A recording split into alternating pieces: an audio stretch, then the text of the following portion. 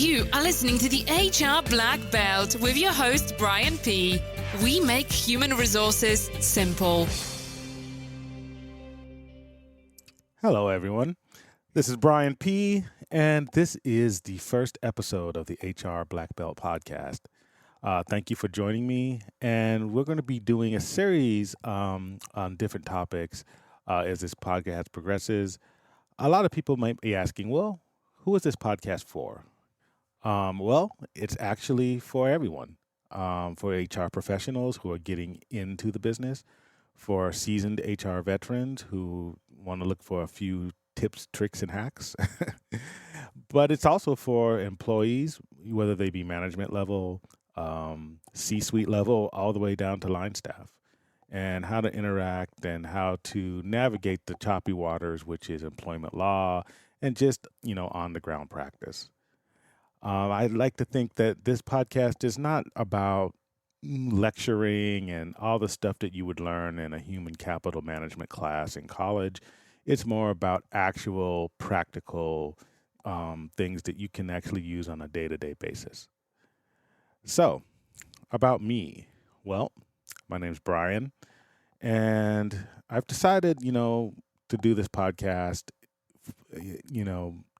now, I should say, because I've been waiting for a while to actually get it started. But I wanted to kind of wait till I had some things established, accomplished a few things, and 2024 will be my 10th year in HR in some capacity. I've worked in different areas of HR. Some people call it talent. Some people call it human capital, whatever you call it. I've been working in this field a decade as of this year. So I have things that I would like to share. Looking forward to feedback from you guys.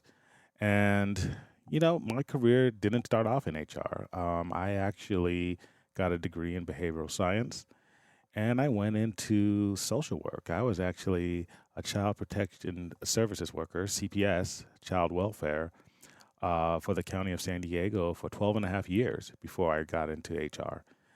And there's a lot of things that I incorporate into my HR practice that come from social work. For example, I always try to incorporate a mindset of whoever's sitting across from you, whether you're questioning them, whether they have questions for you, whether they have needs that they need addressed.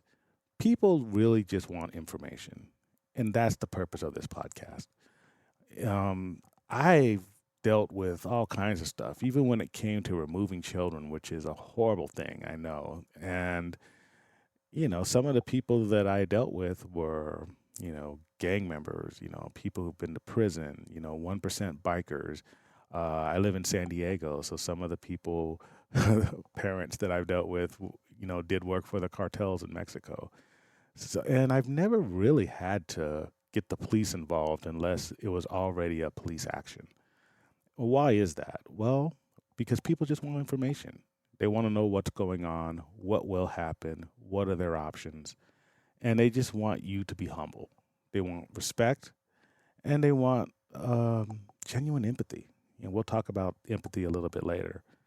But if you can do those things, I got to tell you, it's better than having any type of weapon. It'll protect you, and it'll protect all involved. Better than any type of safety plan ever could. Not that safety plans are unnecessary. I think they're very important, and that'll be in another episode. But that's me, and this is the first episode. So I just kind of wanted to talk about a few foundational things. Let's start off with just leadership attitude, because this affects anybody. And by the way, anyone can be a leader. A leader is not somebody who has a particular title. It's not somebody who gets paid a certain amount. It doesn't matter if, you are, at the front desk of an office or, you're on the board of directors. Anybody can be leadership and have leadership qualities. And I think that's the most important thing in any enterprise/organization. I have three things that I would want to point out when it comes to a leadership attitude. Let's start first with humility. I think it's okay to be humble, and I think it's you should be humble in all things. And this isn't a religious podcast or anything like that, but it's true. If you've ever been with an organization where you've experienced a toxic work environment, especially a toxic supervisor or manager, a lot of that has to do with what the kids are calling imposter syndrome. Now, you'll never hear the term imposter syndrome in a human capital class in college or in your master's program, but it's a real thing. It's when people don't think they deserve the position or the title that they have. And when that happens, it's basically just another word for insecurity, but usually it's in relation to the workplace. They end up micromanaging, um, trying to protect the position more than they actually are serving. Because let's remember, leadership is to serve. It's not to boss people around, right? Um, some people don't know that. And if you want a leadership position, typically you have to apply for them, I guess, in certain situations, maybe if a relative owns the company you work for, you might just get, you know, inaugurated one, appointed one. But for most people, you have to apply for quote unquote leadership positions. Always be humble going in. In the organization that I currently work for, I'm a director. I got brought in as a director, and I have direct reports. And, you know, it'd be very arrogant to come into an organization where you have direct reports who have been at that organization years longer than you have and think that you know everything and they know nothing. Um, that's a recipe for disaster. As a matter of fact, I think the best way is to come in and be humble.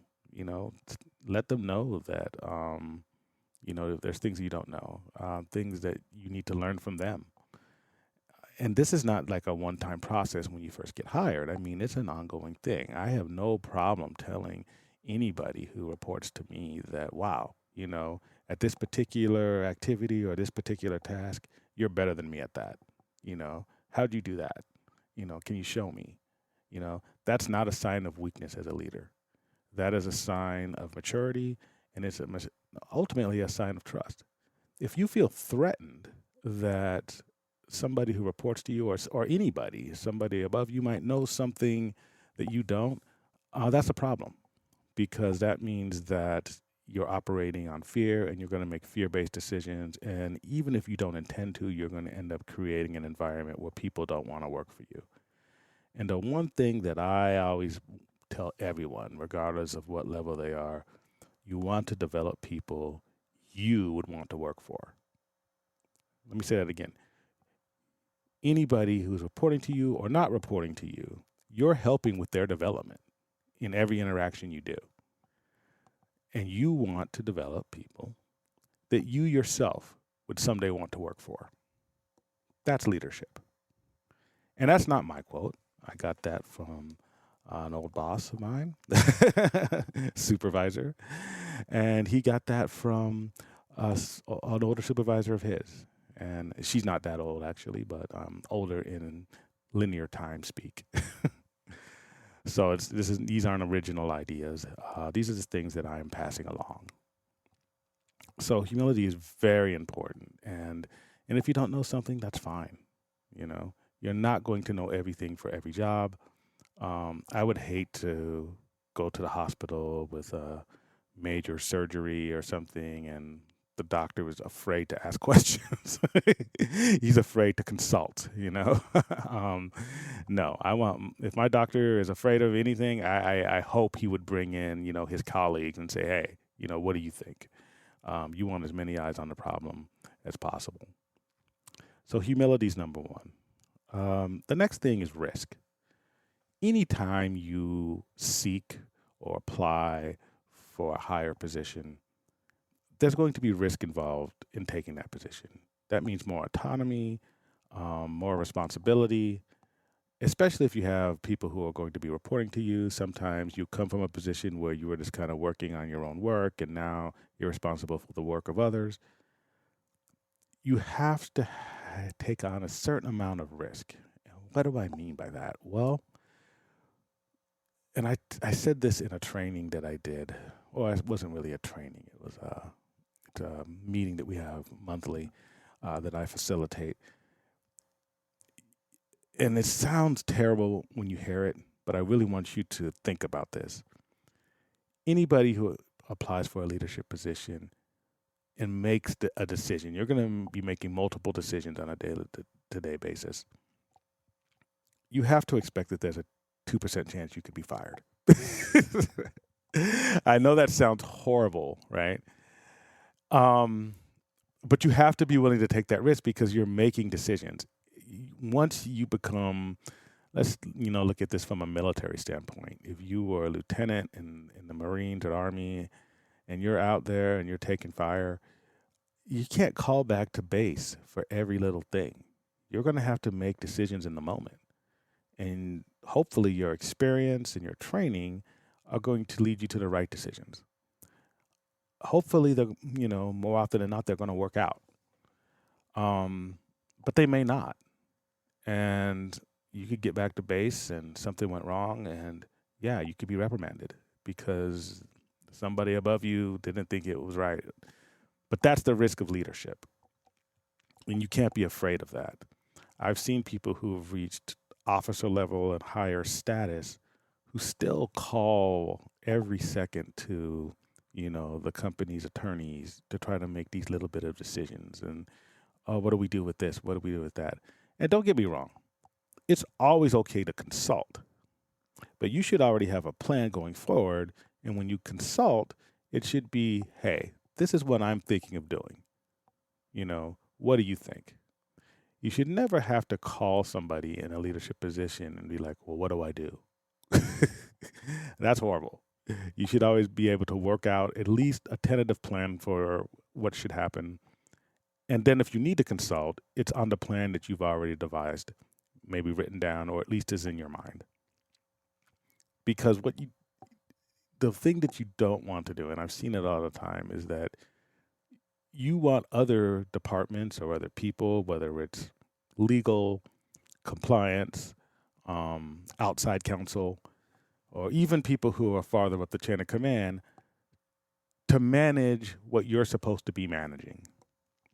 If you are a manager, that means you're over a certain region or facility, and you have people underneath you who are looking to you for answers. They don't need you if all you're going to do is call somebody else to get an answer to every single problem or every single issue. You need to be able to devise a plan and, if not execute, at least have something willing to, ready to go. And if you need to consult on it, that's okay. But at least you're bringing them an answer, right? And that also works in other ways. When it comes to issues that may be out of your control, sometimes the one that comes up the most is budgeting. You need to hire more people, or you need new equipment for your particular facility.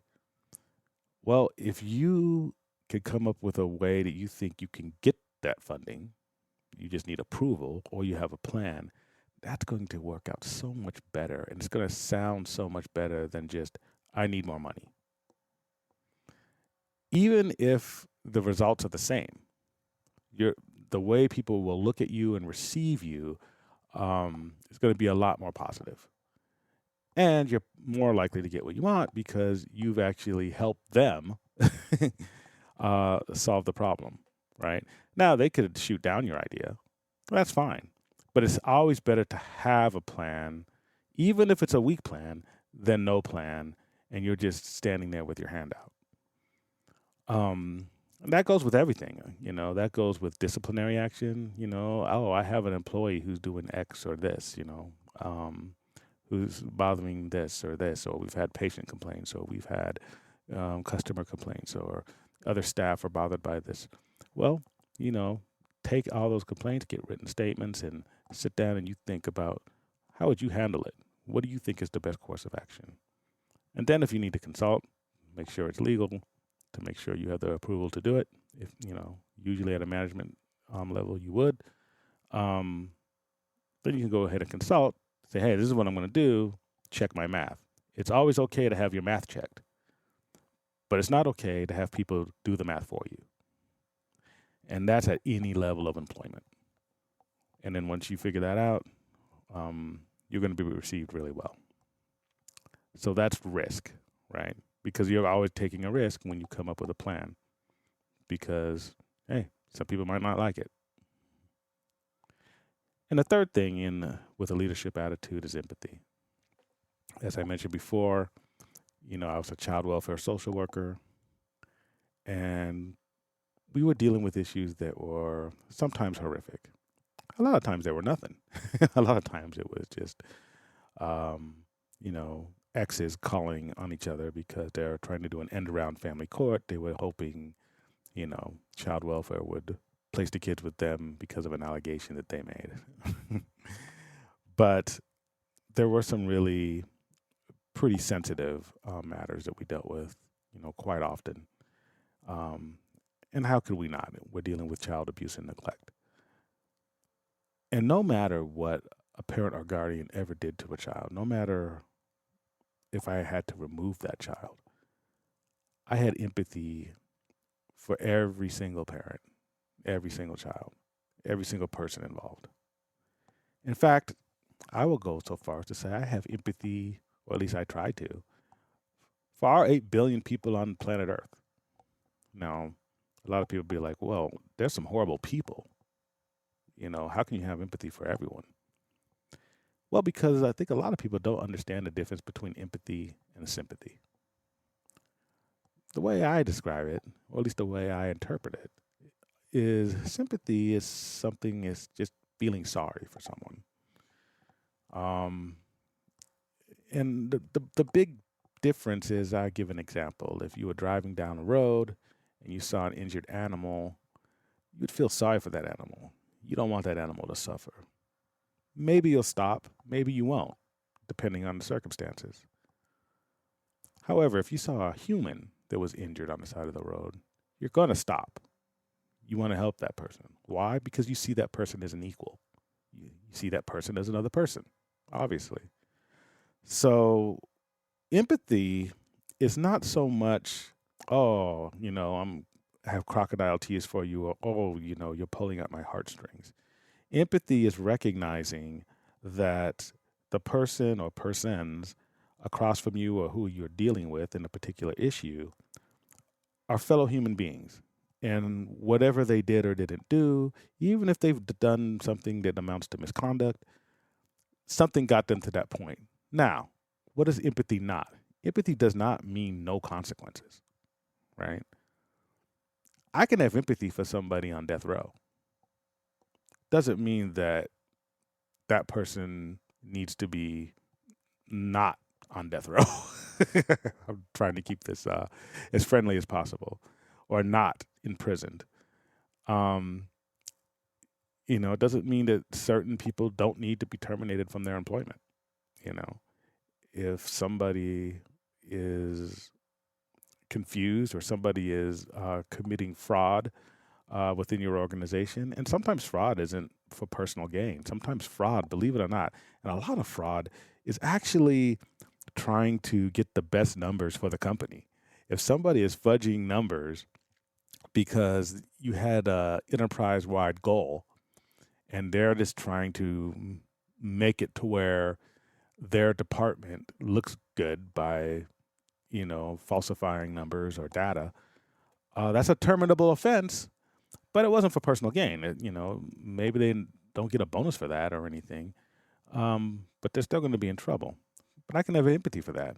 And then even if that person needs to be terminated, it doesn't mean that there doesn't need to be a change in culture. And that culture needs to be addressed, right? You shouldn't put pressure on people to where they are doing things that really aren't in their control. If they don't have control over certain numbers, it shouldn't really be their responsibility to what those numbers are or what that data is. And That's empathy, right? Yes, we deal with the person who did the misconduct, but you realize how they got to that point, and if it's within your power, you try to change that because you don't want to see that happen again. That's what empathy truly is.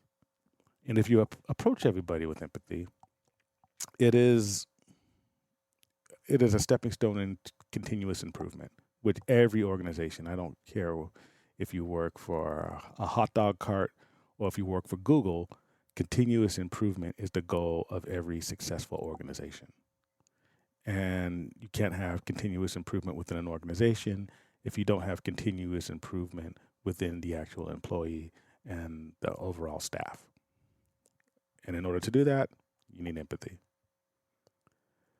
So those are the top three things I believe that are required in leadership. Now, there's a lot more, and if this series goes on, you're going to hear a lot of different things from me, different techniques, different scenarios, many scenarios in which how we can practically navigate the choppy waters of employment law, employment, and just everyday business. Um, I think, like I said before at the beginning of this podcast, that people really just want information. And I think a lot of the time, human resources professionals, and we do this by nature, we hold on to our information, what happens next, how HR works, almost out of a fear. We end up being like this shadow CIA type organization within an organization, which we really shouldn't be. You know, I tell everybody, how this particular process works, regardless of what it is. How does progressive discipline work? How does, PTO payouts work? How does overtime work? Why, as a salaried exempt employee, why don't you have to put, partial hours down? Well, you're exempt. You don't get paid overtime, which benefits the company because we can have you working on projects that are due, even if you have to work till midnight or on a Saturday. Or, but at the same time, you don't get paid overtime. So we're not going to charge you or penalize you if you only work part of a day.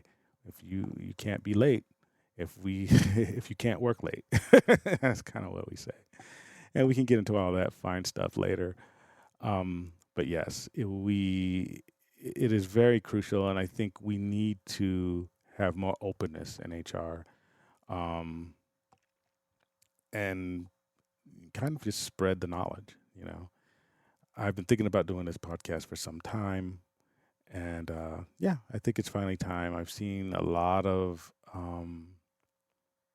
videos of people, forum posts, and things that are always like, well, HR is not your friend. Well, I mean, what does that mean? It's usually used as a pejorative, right? That we are somehow out to get you. HR is only out to protect the company, not you. Well, yes, we are out to protect the company, but protecting you and the company are not necessarily mutually exclusive. If you have a wage issue or you were paid wrong, making sure that you are made whole protects you because it gives you your money, but it also protects the company too. It doesn't mean that we're choosing one over the other. So if somebody has a sexual harassment complaint, making sure that that's taken care of in a appropriate manner and investigated thoroughly protects both the employee and the company. So I think this idea that HR is somehow simply a hitman for a board of directors or for the C-suite is false. Every week there's something that I'm pushing back against a VP or sometimes even my own chain of command. And when you push back, there is respectful and effective ways to do that without coming off as insensitive or a hothead too. And we'll talk about that in other episodes as well. But yes, it all comes down to humility, risk, empathy, and overall the sharing of information. And I believe that, once people and if other HR professionals start doing this, and I think we're beginning to see it, incorporating all these things, the workplace environment is just going to be a much, I don't want to say friendlier place to work, but it'd be much easier. I know people always roll their eyes when you see a CEO or the head of, human capital say, hey, we think of you as a family and da da da, and people roll their eyes like, well, yeah, you didn't say that when my friend got laid off, or you didn't say that, when so and so got fired, or when so and so got disciplined. Well, I mean, no, I mean, yes, it's families are come in different shapes and form. I don't, I'm not here to spit propaganda for any company or companies in general. I think that I, as a goal, want you, whoever you are, HR professional, management, line staff, to have tools. And the more tools you have, the more information you have, I think the better it is for you, the better it's going to be for your organization. And as an HR professional, all HR professionals, as better it's going to be for us. I would sit down when I worked with a unionized workforce with union stewards and explain to them how the organizations work, how going to, when I worked in the public sector, um, how progressive discipline worked, how civil service things work. They didn't know some of these basic things because union stewards are basically just employees who are representing the union, and they will sit in with employees doing disciplinary interviews and such. But they didn't have a lot of HR training. And how do we do investigations? Why is that a secret? Why do we scared to tell people? Why? Because they're going to figure it out? No. you know, Cops themselves get investigated if there's allegations of wrongdoing, and they're investigators themselves. I was an investigator as a child welfare worker when I went into internal affairs, what we call internal investigations. I investigated social workers who were accused of wrongdoing. Just because they know the game doesn't mean they can't be investigated, and and they should if there's serious allegations or any allegation for that matter. So yeah, um, I would sit down and I would talk with union people. Yeah, this is how you do it, and what happened, and what was my relationship with the union after that. It was a lot more harmonious because they're not going to come to me with dumb stuff. They know, hey, um, if somebody is, does X, yeah, they should be investigated and they should, be disciplined. If we find out that, that allegation is substantiated. Well, this is how this is worked. So instead of coming back and being angry, they have the information to tell their fellow employee who's coming to them, well, these are your options, right? This is what we can do. And it empowered them um, to be more proactive. And when they would come to us, it was usually, with an issue. It really was an issue. It was really something that was, I don't want to say worthy of our attention, but something that we could actually act on. It wasn't like, oh, so and so was rolling their eyes at, me, and that's why I think my supervisor hates me. Um, you get a lot of that kind of stuff. Well, you know, they could probably resolve that at the lowest level before you even get to HR. And the more things that you can solve at the lowest level possible, um, the less work it is for everyone, and the more of a positive workplace environment you will create, or they will create, or we will create, depending on the players. So, yes, that is the purpose of this podcast. I know I didn't get into a lot of technical things. This is just the first episode. This is more of just an introduction. Um, but thank you for listening. And, what to look forward in the future? Well, we're going to be discussing all kinds of things. Uh, obviously discipline, payroll. Ooh, I hate payroll. Leaves of absence. What should you do when people come to you with different scenarios? They come to you and they need to take time off. What are the right things to ask? What are the wrong things to ask? What do you have the right to ask? And it's not just about what you tell a person. A lot of times it's how you tell it, you know. Problem solving, I always, when I was young, I used to work for a security company. I used to work at Chargers football games, concerts. Um, there's a philosophy that I always had that, walk them to the bathroom, which it sounds very weird. But what I mean by that is, if you're not busy and someone asks you where the bathroom is, they're in your establishment, or, they're in a place that you're working at and you have some authority. If you have the time, walk them to a place where where they need to go. Walk them to the ticket booth, because that way they know that you're not only taking their concern seriously, you're putting forth effort into solving their concern. And you can use that at any level of employment. Show somebody how to find this particular file in SharePoint. Oh, well, this IT handles that, but hey, let me email IT with your concern, with me and you on it, so they know that we're both concerned about your problem. Small things like that build a lot of goodwill, and trust me, it'll help you, not only just get along with people. It'll help you advance in your career. But I think that's enough for today. I'm Brian Piepenbrink, and thank you for joining me. And I hope you continue to listen, and I'll have a lot more HR-related topics coming up. Thank you. Thank you for listening to the HR Black Belt. Be sure to share, like, and subscribe. Also visit us at www.hrblackbelt.com.